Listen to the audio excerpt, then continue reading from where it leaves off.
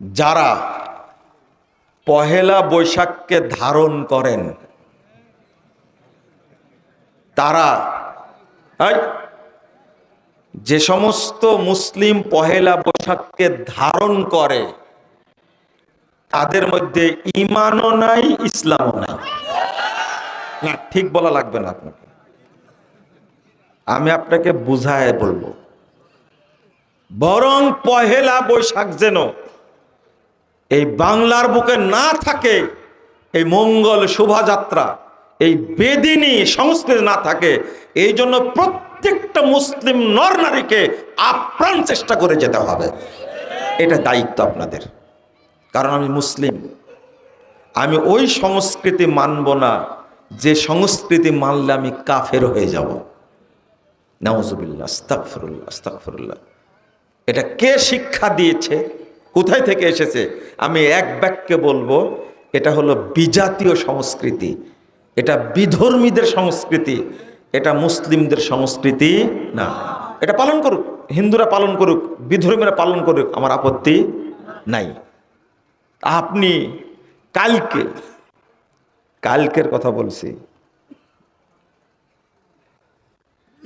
Sorry, আমার মেহমান আসছিলাম, বিদায় দিলাম, হোটেল থেকে নামার সময় চুক্তি হচ্ছে, পান্তা ভাত 1 প্লেট আর হলো বৈশাখী ইলিশ। কত টাকা প্লেট? তো ভাই 2500 টাকা প্লেট। কত? 25 টাকা। বাংলাদেশের মানুষ নাকি দরিদ্র, এটা শুধু মুখে মুখে। হ্যাঁ, অর্ডার দিচ্ছে যে আমরা 15 জন আসবো, তাহলে কত টাকা আসলো? পহেলা বৈশাখে ইলিশ আর পান্তা ভাত খাওয়াচ্ছে, নিজের পায়খানা জাল খায়েন, এটাই যথেষ্ট হবে। লজ্জা নাই আপনার? শরম নাই? আর একজন এমপি সাহেব অনেকদিন আগে বলছিলেন, দেখেন ভাই, কেমনে মানুষ কেনাকাটা করবে? কেন বলছে যে ইলিশ, 1 কেজি ইলিশের দাম নিবে 5300 টাকা। কত? 5300 টাকা। আমি বললাম যে কি করবেন? ওই যে পহেলা বৈশাখ। তৌবা তৌবা, উপায় নাই, ও ইলিশ কিনাই লাগবে, খাওয়ানোই লাগবে। তা আপনার নাকি দরিদ্র মানুষ, 5500 টাকা দিয়ে ইলিশ কিনবেন আপনি, আর 1 প্লেট হোটেলে খেতে গেলে কত লাগবে বললাম? 2500। আবার বলছে আমরা দরিদ্র, তাই না? নাউজুবিল্লাহ, আস্তাগফিরুল্লাহ, আস্তাগফিরুল্লাহ। কোথায় পেয়েছেন এগুলো? আজকে রাত্রিতে যারা ভাত পান্তা রাখবে আগামীকাল সকাল খাওয়ার জন্য, যদি মুসলিম হয়, ওর মধ্যে ঈমানও নাই, কি নাই? ইসলামও নাই। মনে থাকবে? মনে থাকবে না মনে হয়, তাই না?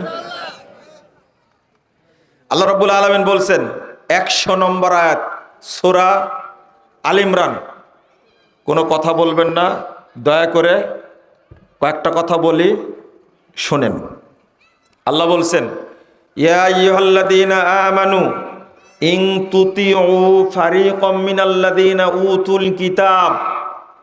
হে ঈমানদারগণ, তোমরা যদি বিধর্মীদের অনুসরণ করো, ফলো করো, ইয়ারুদ্দুকুম বাদা ঈমানিকুম কাফিরিন, তাহলে তারা তোমাদেরকে ঈমান আনার পরে তারা তোমাদেরকে কাফের বানাবে। সরাসরি কি? কাফের। কোন বিধর্মের অনুসরণ চলবে না, হারাম, হারাম। 4031 নম্বর হাদিস আবু দাউদের মধ্যে এসেছে, রাসূল সাল্লাল্লাহু আলাইহি ওয়াসাল্লাম বলছেন, মান তাশাব্বাহা বিকওমিন ফাহুয়া মিনহুম। অনুসরণ না, শুধু যদি কেউ সাদৃশ্য রাখে, সে তাদের অন্তর্ভুক্ত হয়ে যাবে। 51 নম্বর আয়াত সূরা আল ইমরান, সূরা মায়েদা, আল্লাহ বলছেন, স্পষ্ট করে বলছেন, ওমাইয়া তাওয়াল্লাহু মিনকুম ফাইন্নাহু মিনহুম, তোমাদের মধ্যে থেকে যারা তাদের অনুসরণ করবে সে তাদেরই অন্তর্ভুক্ত হবে। আল্লাহ বলছেন এটা। আল্লাহ রাব্বুল আলামিন বলছেন আফহুকমাল জাহিলিয়াতি ইয়াবগুন ওয়া মান আহসানু মিনাল্লাহি হুকমান লিকাওমিন ইউকিনুন। সূরা আল মাইদা 50 নম্বর আয়াত। তারা কি, লোকেরা কি ওই জাহেলি যুগের আদর্শের দিকে ফিরে যেতে যাচ্ছে? ওমান আহসানু মিনাল্লাহি হুকমান লিকাওমিন ইউকিনুন, যারা ঈমানদার, যারা মুমিন, তাদের কাছে আল্লাহর বিধানের চেয়ে উত্তম বিধান আর কি হতে পারে? যারা মুমিন তারা কেবল আল্লাহ প্রদত্ত আইন এবং বিধানকেই উত্তম মনে করবে। আর যারা মুমিন না, যারা ফাসেক, ফাজের, কাফের, মুশরিক, মুনাফিক, তারা আল্লাহর বিধান বাদ দিয়ে অন্য কিছুকে, আদর্শকে উত্তম মনে করে। এটা আপনার মধ্যে পরিষ্কারভাবে নিয়ে আসতে হবে। যদি আমার ভিতরে জাহিলিয়াতের প্রতি মহব্বত থাকে তাহলে বুঝবেন আমি এখনো মুমিন হতে পারিনি। আপনার কিসের শখ লাগছে? বউ আগামীকালকে পহেলা বৈশাখের আমি বৈশাখী শাড়ি পরবে, তাই না? আর আপনি পরবেন বৈশাখী গেঞ্জি নাকি? হ্যাঁ, কারণ যে ভাতা দিয়েছে যে বৈশাখী, না দেয়নি? হ্যাঁ, কালকে দিবেন তো। কৃষকরা যেন পান্তা ভাত খেতে পারে এই জন্য কালকে কার্ড দিবেন। এই দিনটা নির্ধারণ করেছেন প্রধানমন্ত্রী, তাই না? হ্যাঁ, কে কে পাবেন আপনারা? হাত তোলেন তো দেখি। কৃষক কার্ড কেউ পাবেন না আপনারা? হ্যাঁ, শোনেন,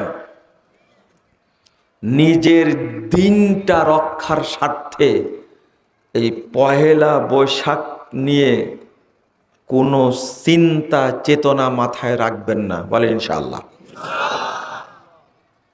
আগে ইসলাম না আগে অনুষ্ঠান? এটা মুসলিমদেরকে মূর্তি পূজক বানানোর একটা পায়তারা ছাড়া কিছু না।